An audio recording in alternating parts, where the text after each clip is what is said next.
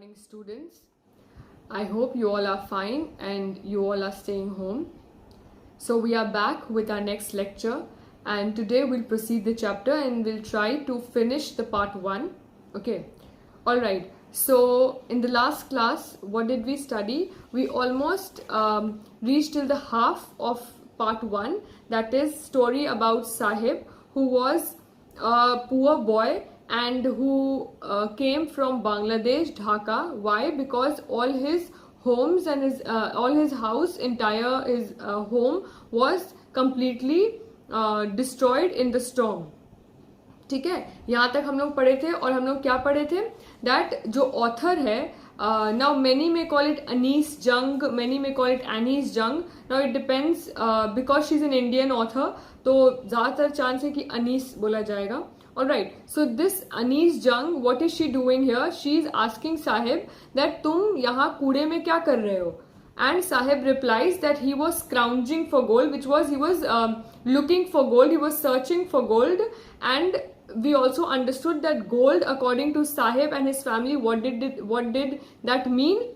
It meant all those things which are precious to him, all those things which are important to him, all those things which he needed, which poor people need. उन लोग के लिए वो सारा सामान gold के समान है.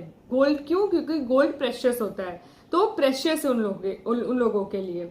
All right, and then after that what did we study? That the author, she just casually says तुम स्कूल क्यों नहीं जाते हो, जाओ स्कूल जाओ. And then Sahib is very much intrigued मतलब बहुत ज़्यादा वो उत्सुक होता है. And he says स्कूल होता तो ज़रूर जाते. And then the author मजाक में बोलती है कि तुम क्या हम बनाएंगे तो स्कूल जाओगे. And when she says this, Sahib immediately replies, yes, हम स्कूल आएंगे. Now what did we understand here? That Sahib was looking forward to going to school, but author on the other hand ये बोलने के साथ realise करती है कि कितना खोखला ये प्रॉमिस है, क्योंकि ये सारा प्रॉमिस बहुत लोग करता है कि तुमको स्कूल भेजेंगे, तुमको ये करेंगे, बट पुअर पीपल के लिए ये इतना आसान नहीं होता है. एंड शी फील्स कि ऐसा प्रॉमिस करोड़ों में और बहुत ज्यादा क्वांटिटी में इसके लाइफ में ऑलरेडी है और बढ़ते ही जाता है, लेकिन कभी भी ऐसा प्रॉमिस कोई फुलफिल नहीं करता है.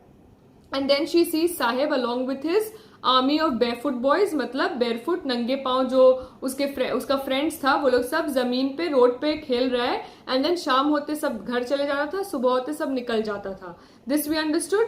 And then we also studied that when author asks one of the boy कि तुम्हारे पैर में चप्पल क्यों नहीं है, ही रिप्लाइज दैट मेरी मम्मी शेल्फ से हमको उतार के नहीं दी. दूसरा वहां पर बोलता है अगर उतार के दे भी देती तो भी ये उसको फेंक देता. What does this mean? That the author realises that there was some kind of tradition which was going on, कि जितने भी गरीब लोग हैं वो लोग सब नंगे पांव घूमते थे. And it was not because कि उन लोग के पास पैसे की कमी थी, not because they had lack of money, but because it was some kind of tradition जो पॉवर्टी का एक एग्जाम्पल सेट कर रहा है. अब तुम देखोगे कोई गरीब अच्छा सा जूता पहना है तो obviously being a part of the public हम लोग देख के बोलेंगे कि अरे इसके पास तो इतना अच्छा कपड़ा है, ये भीख क्यों मांग रहा है. जब लेकिन हम लोग देखेंगे कि वो इंसान कमी में है या वो इंसान के पास कुछ नहीं है, ऑब्वियसली वी स्टेप फॉरवर्ड और हम लोग मदद करते हैं. सो सिमिलरली इस टाइप का ट्रेडिशन, गरीबी कैसा दिखना चाहिए, पॉवर्टी का लुक क्या होना चाहिए, इस टाइप का ट्रेडिशन को फॉलो करते हुए सारे जो साहिब और अलॉन्ग विथ हिज फ्रेंड्स वो लोग सब नंगे पांव घूमते थे. Okay, so till here we just brushed up the chapter which we did in the last 2 classes. All right, now let us proceed further. The text is here on the screen, page number 15.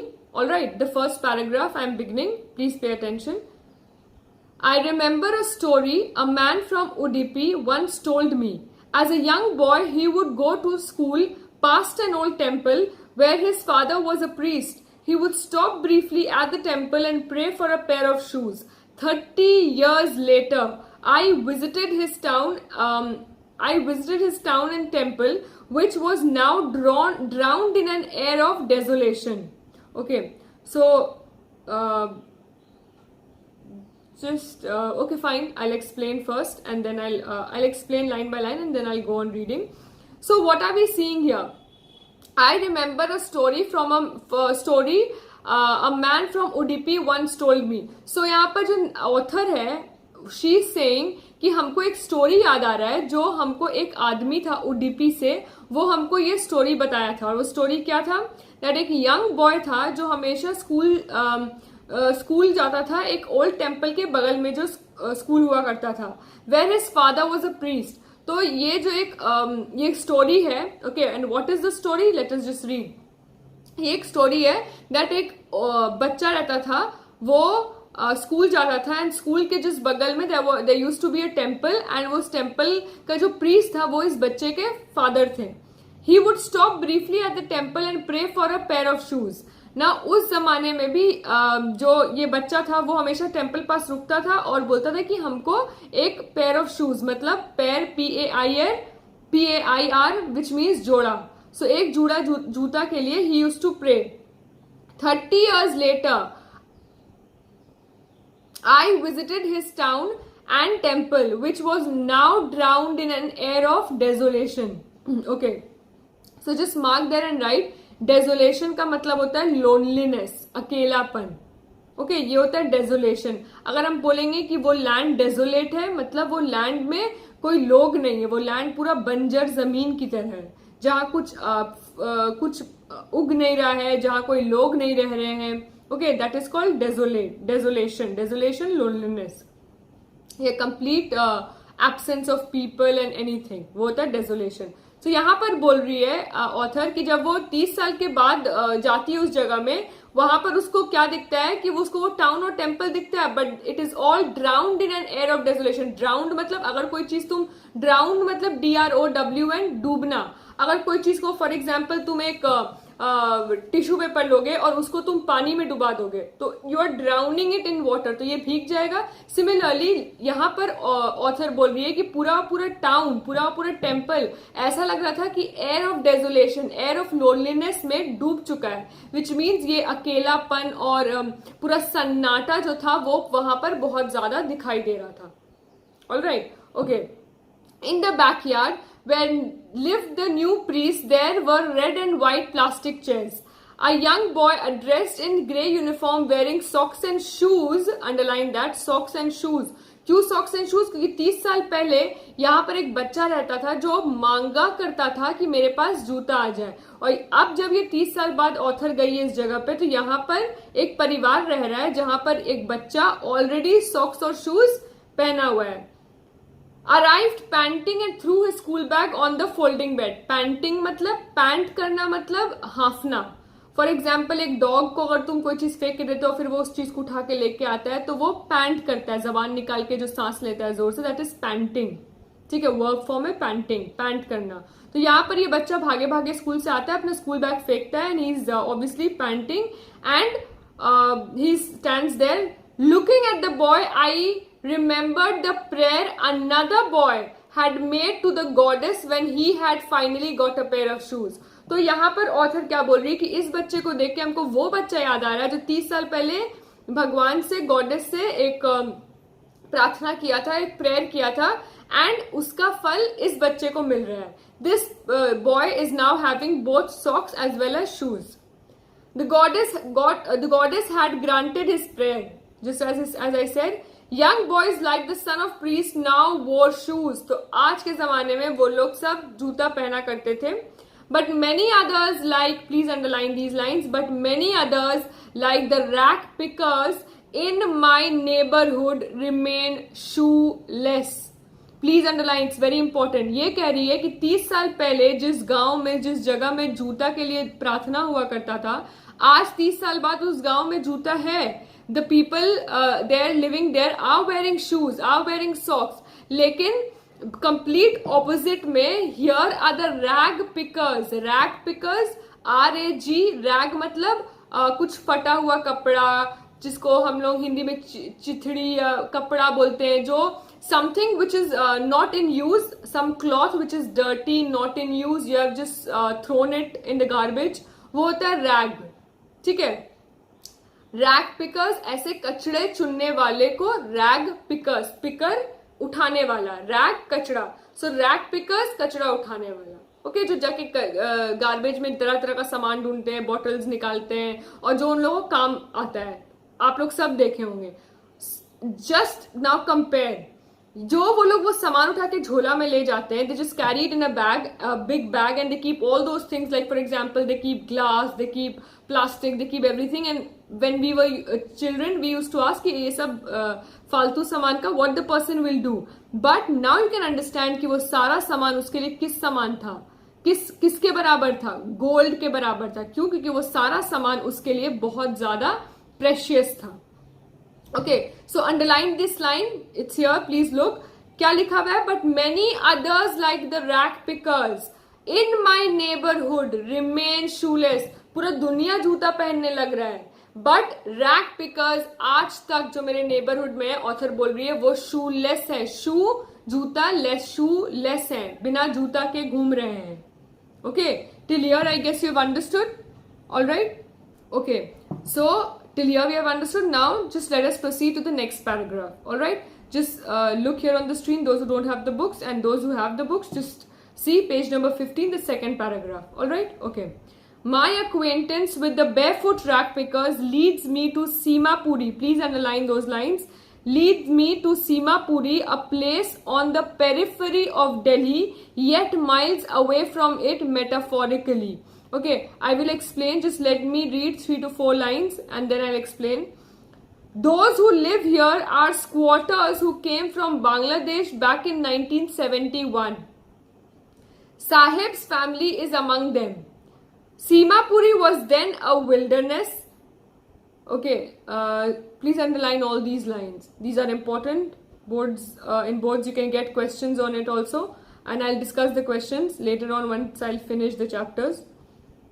Okay, Simapuri was wilderness. It was, it still is, but it is no longer empty.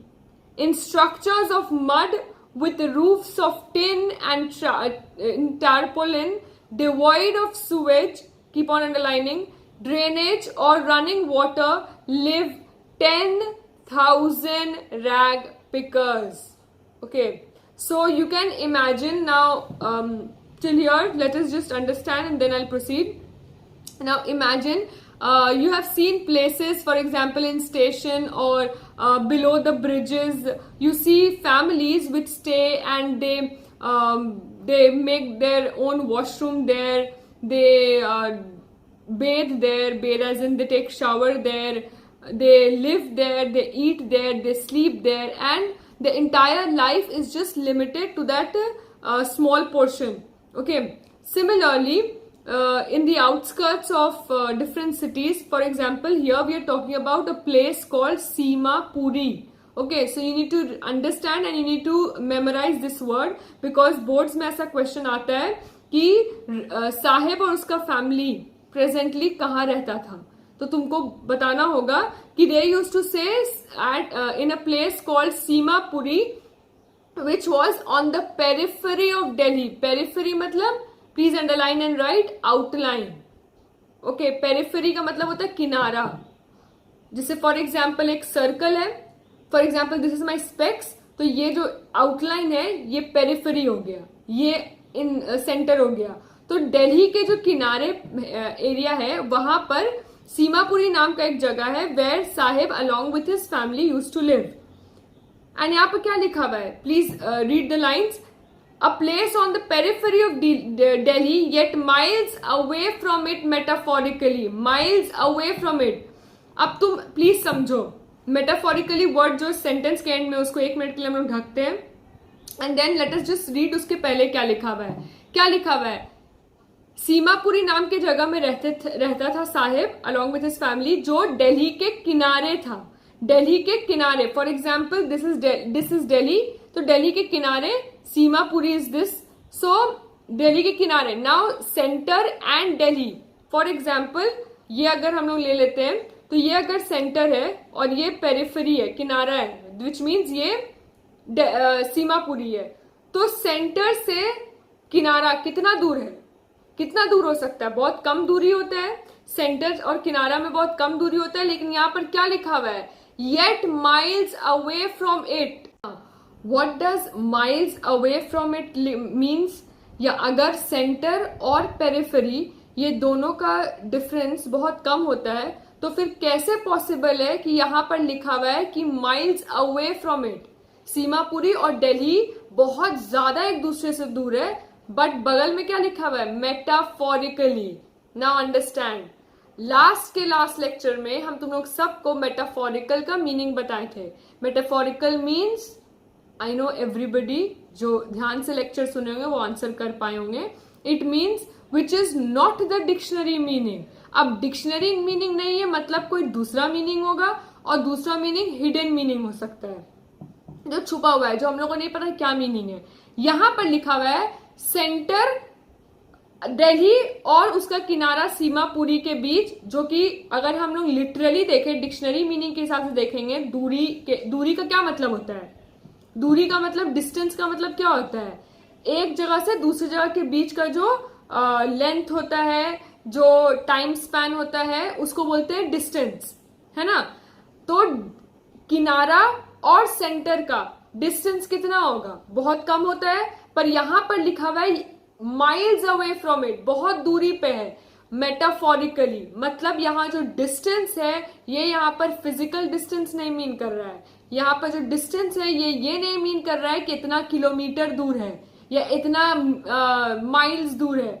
यहाँ पर distance, यहाँ पर दूरी का क्या मतलब है, mentally वो लोग दोनों कितना दूर है। दिल्ली में जिस तरह के लोग रहते हैं, दिल्ली में, एंड सीमापुरी में जिस तरह के लोग रहते हैं, भले वो लोग के बीच में डिस्टेंस वाइज ज्यादा दूरी नहीं है, लेकिन मेंटल वाइज बहुत दूरी है। बिकॉज दिल्ली में रहने वाले लोग बहुत पढ़े लिखे हैं, बहुत सिविलाइज्ड हैं, they know how to live, they have money, they are not very poor, but on the other hand Seemapuri में जो लोग रहते हैं वो लोग कौन है, रैग पिकर्स। और यही रैग पिकर्स, कचरा चुनने वाले के फैमिली में एक फैमिली कौन किसका था, साहेब एंड उसका फैमिली। तो मेंटालिटी वाइज, रहने के तरीके के अगर टर्म्स में देखेंगे तो दिल्ली एंड सीमापुरी भले ज्यादा दूर नहीं है फिजिकली, बट मेंटली रहने और जीने के तरीके से बहुत ज्यादा दूर है। So you can understand what this line meant. Okay.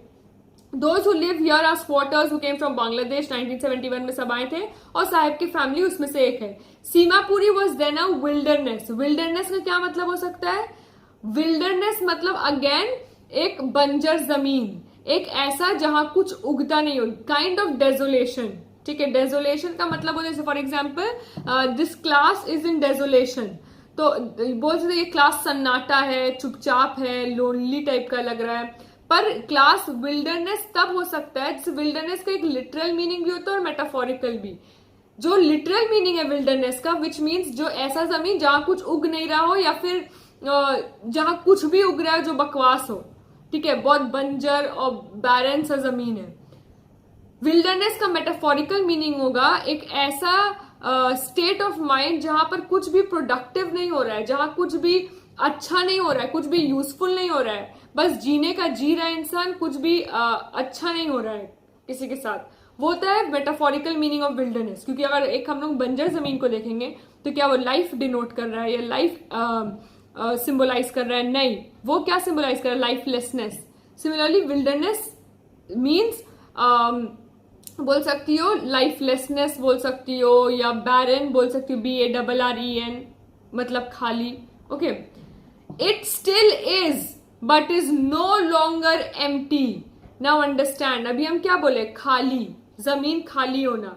यहां पर विल्डरनेस का मेटाफोरिकल मीनिंग है, क्योंकि अगर विल्डरनेस का लिटरल मीनिंग होता, मतलब अगर यहां पर ऑथर बोल रही होती कि सीमापुरी आज भी विल्डरनेस में है लेकिन एम्प्टी नहीं है, तो अगर एम्प्टी नहीं है और विल्डरनेस में है तो बहुत ये तो क्लैश कर रहा है, क्योंकि विल्डरनेस का मतलब ही होता है खालीपन। यहां पर ऑथर ये बोलना चाह रही है, आई नो बहुत लोगों को कंफ्यूजिंग लग रहा होगा, by the end of the paragraph आप लोग सब क्लियर हो जाएंगे। ओके, कैसे हो जाएंगे वो भी हम आप लोगों को समझा रहे हैं। ऑथर के हिसाब से सीमापुरी आज भी लाइफलेस लगता है, सीमापुरी आज भी खाली दिखता है। किस सेंस में खाली, जीने के तरीके के सेंस में। बट अभी वो भरा हुआ है, it is not empty. Empty नहीं है, लोग वहां रह रहे हैं। कितने लोग हैं? 10,000 से भी ऊपर रैक पिकर्स हैं, कचरा चुनने वाले। बट स्टिल वहां जान नहीं है लगता है, स्टिल वहां ऐसा लगता है कि लाइफलेसनेस है, अभी भी लगता है कि सब कुछ खाली है, लोग भरे हुए हैं, पर जो फीलिंग दे रहा है वो जगह हम लोग को, वो बिल्कुल खालीपन का दे रहा है, लोनलीनेस, लाइफलेसनेस का दे रहा है। So now you have understood कि विल्डरनेस होते हुए भी वो एम्प्टी क्यों नहीं है, क्योंकि लोग भरे हुए हैं। और विल्डरनेस में क्यों है? क्योंकि अभी भी वहां ऐसा लगता है कि लाइफ नहीं है, जान नहीं है, लोग बस जी रहे हैं जीने के लिए। Alright, okay. In structures of mud with roofs of tin and tarpaulin. So अब डिस्क्रिप्शन दिया हुआ है कि मड का स्ट्रक्चर्स बना है, मिट्टी के घर बनाए हुए हैं, रूफ टिन का है, tarpaulin is those big huge plastic sheets जो बहुत लोग उसको बरसाती काइंड ऑफ बोल सकते हैं, जो रेनी सीजन में बहुत लोग यूज करते हैं, kind of tent kind of. Tarpaulin devoid of sewage, devoid absence, DEVOID तुम्हारे बुक में है यहाँ पर। डिवॉइड मीन्स एब्सेंस, ABSENC, वो चीज नहीं होना। डिवॉइड ऑफ सुवेज, सुवेज नाली, सुवेज मतलब काइंड ऑफ पाथ मेड जहां पर तुम्हारा कचरे का पानी या जहां पर तुम्हारे गंदा पानी जो निकल के जाता है, वो बिल्कुल नहीं था। सो इमेजिन करो जब वो लोग नहा रहे हैं या they are doing all those things, बर्तन धो रहे हैं, कुछ भी कर रहे हैं, वो पानी का कोई ड्रेनेज सिस्टम नहीं था, तो वो पानी बिल्कुल रोड में बहता होगा, वो पानी बिल्कुल ऐसे ही पब्लिकली होगा। सो ऑब्वियसली वो कितना वियर्ड दिखता होगा। ड्रेनेज नहीं है, रनिंग वाटर नहीं है, कुछ नहीं है वहां, and they are just living. So भले कितने लोग हैं वहां? मोर देन 10,000 लोग हैं, लेकिन वो 10,000 लोग के रहने के बाद भी उस जगह में बिल्कुल जान नहीं है, because you can see how they are living right now. Alright, तो बोर्ड्स में ऐसा क्वेश्चन आता है जहां पर लिखा रहता है which place, in which place Sahib and his family lived, describe the place। तो अगर आएगा तो you have to describe like this। Seemapuri जगह था, कहां पर वो प्लेस था, साहिब का फैमिली 1971 में आया था, वहां पर किस तरह का घर बना के वो लोग रहा करते थे, and all those things. Alright, okay, now let us proceed. They have lived here for more than 30 years without an identity. तो ये लोग 30 साल तक आइडेंटिटी के बगैर यहां पर रह रहे थे, विदाउट परमिट्स, कोई भी परमिशन के बिना, परमिशन के बिना कि यहां जा सकते हैं, वहां जा सकते हैं, ये कर सकते हैं, वो सब के बिना रह रहे थे। But with ration cards that their family that get their family names on voters list and enable them to buy grain। ठीक है, तो यहां पर वो लोग के पास कोई आइडेंटिटी नहीं था, ऐसा वो लोग के पास ये नहीं था कि वो राम है या वो लक्ष्मण है या वो कुणाल है या फिर वो कोई भी नाम है।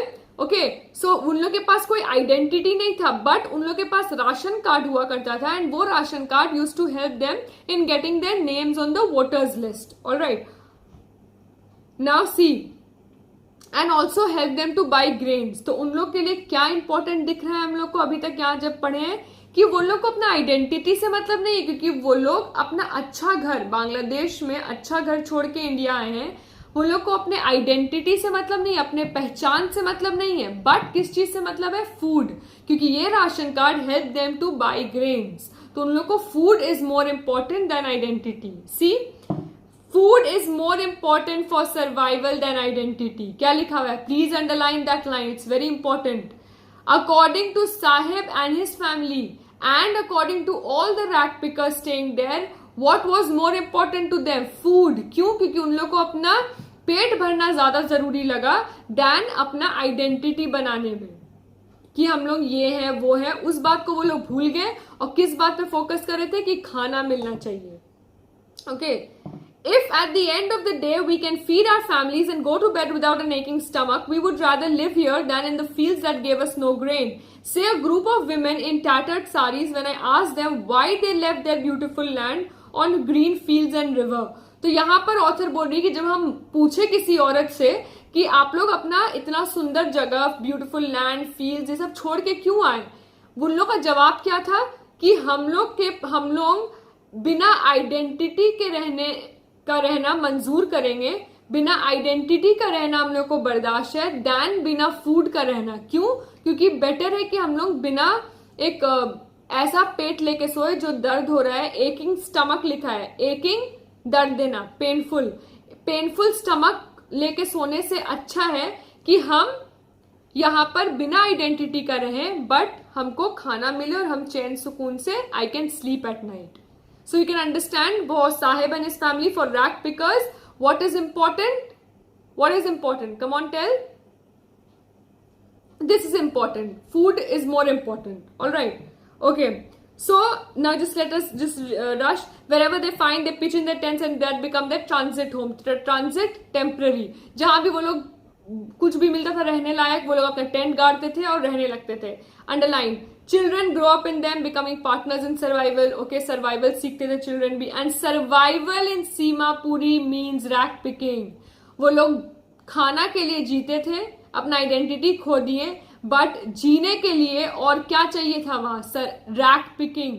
क्यों रैग पिकिंग? क्योंकि कचरा चुन के वो लोग उसको बेचते थे, उससे पैसा मिलता था। वो लोग या कचरा चुन के वो सारा सामान से वो लोग घर बनाते थे, कोई टेंट बनाता था, कोई अपना घर में कुछ और बनाता था।